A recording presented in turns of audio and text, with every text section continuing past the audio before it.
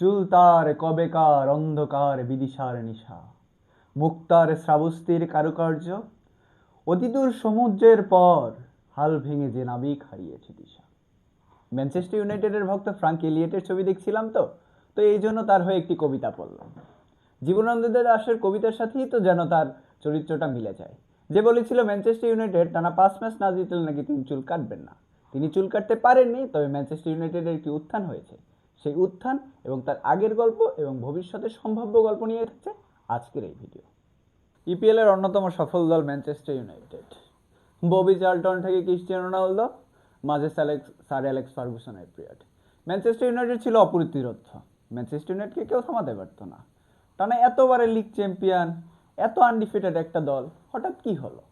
ফার্গুসনের পর যেই আসলো কেউ দলের হাল ধরতে পারলো না। 2-1 মৌসুম থেকেই বিদায় নিচ্ছে। চ্যাম্পিয়ন হয়তো দূরে থাক, চ্যাম্পিয়ন্স লিগ পর্যন্ত খেলতে পারছে না দলটি। এই যেমন রুবেন আমিরাম 71% জয়ের পার্সেন্টেজ নিয়ে এসেছিলেন ম্যানচেস্টার ইউনাইটেডে।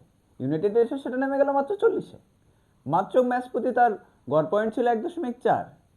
তার কেরিয়ারে ম্যানচেস্টার ইউনাইটেডের শেষ 6 ম্যাচে মাত্র 1 ম্যাচ জয় পেয়েছিলেন। ফলাফল বরখাস্ত। সেখান থেকে শেষ 5 ম্যাচে মাত্র 1 ড্র ম্যানচেস্টার ইউনাইটেডের, বাকি 4টি জয়। কে দায়িত্ব নিলেন? মাইকেল কেরিক, যাকে অস্থায়ীভাবে দায়িত্ব দেওয়া হলো। কিভাবে তার হাল ধরে বদলে গেল ম্যানচেস্টার ইউনাইটেড? কিভাবে, সেটা নিয়েই থাকছে পরের অংশে। শেষ 5 ম্যাচে ম্যানচেস্টার ইউনাইটেড 4 ম্যাচে জয় পেয়েছে, 1 ম্যাচ ড্র করেছে সর্বশেষ ম্যাচে ওয়েস্ট হ্যামের সাথে। এই 5 ম্যাচের মধ্যে তারা হারিয়েছে আর্সেনালকে এবং ম্যানচেস্টার সিটিকে। যেই কারণে ম্যানচেস্টার ইউনাইটেড বেশ ভালো আলোচনায় এসেছে যে মাইকেল কেরিক এসে কি এমন করলেন, এত তাড়াতাড়ি তার সিস্টেমে কি এমন হলো যে দল বদলে গেল। দেখুন, আমার মাইকেল কেরিককে নিয়ে প্রথম দিকে একটু ডাউট ছিল, যে কারণে আমি একটু লেটে ম্যানচেস্টার ইউনাইটেডকে নিয়ে ভিডিও বানাচ্ছি। সেটা হলো, তিনি এর আগে মিডলসবার্গে কোচ ছিলেন। আমি যেটা ঘাটাঘাটি করে পেলাম যে মিডলসবার্গে তিনি বল নিয়ে খেলতে পছন্দ করতেন, অর্থাৎ তিনি পজিশন বেস ফুটবলটা খেলতেন। কিন্তু আর্সেনাল এবং ম্যানচেস্টার সিটির বিপক্ষে তিনি সেটা করেননি। মাত্র 25% 35% বল পজিশন নিয়ে খেলেছেন এবং সেখান থেকেই জয় এনেছেন।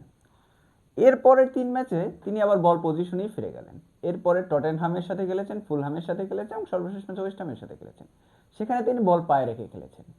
অর্থাৎ প্রথম যে কাজটি মাইকেল কেরিক করেছেন সেটা হচ্ছে নির্দিষ্ট কোনো ফিলোসফি নয়, বরং তিনি তার বিপক্ষ দল অনুসারেই ফিলোসফিটা সাজিয়েছেন বা কৌশলটা সাজিয়েছেন, যেটা অনেকটা স্কলনি করে থাকেন, যেটা অনেকটা কার্লো আনচেলত্তি করে থাকেন। এখন সেটার ভিতরেই কি আছে? প্রথমত মাইকেল কেরিক এসে যে কাজটি করেছেন সেটা হচ্ছে মিডফিল্ডকে প্রাধান্য দিয়েছেন। কবি মাইনো, যাকে বলা হয় মাইকেল কেরিকের ট্রাম্প কার্ড, কবি মাইনোকে তিনি প্রথম একাদশে এনেছেন, যে অনেকটা ব্রাত্যই ছিলেন রুবেন আমিরমের আমলে। কারণ রুবেন আমিরম একটা ফাস্ট খেলতে পছন্দ করতেন, অনেকটা ডিফেন্সিভ স্টাইলে ছিলেন। সেখান থেকে যেহেতু পজিশন বেসড খেলাটা মাইকেল কেরিক খেলে থাকেন, সেখান থেকে কবি মাইনোকে এনেছেন, সুযোগ দিয়েছেন এবং কবি মাইনোর বেশ বড় দায়িত্ব ছিল। তিনি একদিকে প্রেস করতেন, প্রেস ভাঙতে সহযোগিতা করতেন, এবং যেহেতু এই টাইপের মিডফিল্ডাররা বল পায়ে বেশ স্বাচ্ছন্দ্য বোধ করে, ভালো তাদের পাসিং লেন হয়ে থাকে, যে কারণে ব্রুনো ফার্নান্দেস, কেসিমিরোর সাথে তার সংযোগ ভালো ছিল এবং ডিফেন্সের সাথে ভালো সংযোগ ছিল। দ্বিতীয়ত মাইকেল কেরিক উইং দিয়ে খেলাটা বেশ পছন্দ করতেন, যে কারণে ডিয়েগো ডালট অনেকটা উপরে উঠে খেলতে পারতেন এবং ব্রুনো ফার্নান্দেস অনেকটা মিডফিল্ডে এর আগে একা হয়ে পড়তেন বা সেভাবে সাপোর্ট পেতেন না, কারণ যেহেতু ডিফেন্সিভলি রুবেন আমিরের অনেক বড় টাস্ক ছিল। সেক্ষেত্রে এখন মাইকেল কেরিকের আমল অনেক রোটেশনাল ফুটবল হয়ে থাকে, যে কারণে কখনো ব্রুনো ফার্নান্দেস মুভ করেন, কখনো ম্যাথিউস কুনিয়া মুভ করেন, এমবিও আছে সে মুভ করেন, এবং সেখানে কবি মাইনো যে আছেন তিনি তো সবাইকে সাপোর্ট দিয়ে থাকেন, নিচে নেমে এবং উপরে ওঠেও সে একটা ভাইটাল রোল প্লে করে থাকেন।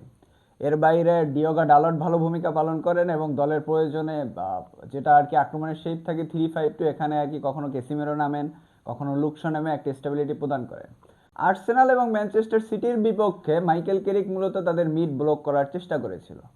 যেহেতু এই দুইটা দল পজিশন বেস ফুটবল খেলতে পছন্দ করেন, যে কারণে তাদের পাসিং লেনটা অনেকটাই ব্লক ছিল, যে কারণে আমি দেখতে পাচ্ছিলাম আর্সেনাল ম্যাচে বিশেষত যে তারা বল পায়েছিল কিন্তু আসলে তারা সেভাবে খুঁজে পাচ্ছিল না কি করবে, এবং বিপরীতে যখন প্রেসিংয়ে ম্যানচেস্টার ইউনাইটেড সফল হচ্ছিল সেখানে তো তারা গোল আদায় করছিলেন।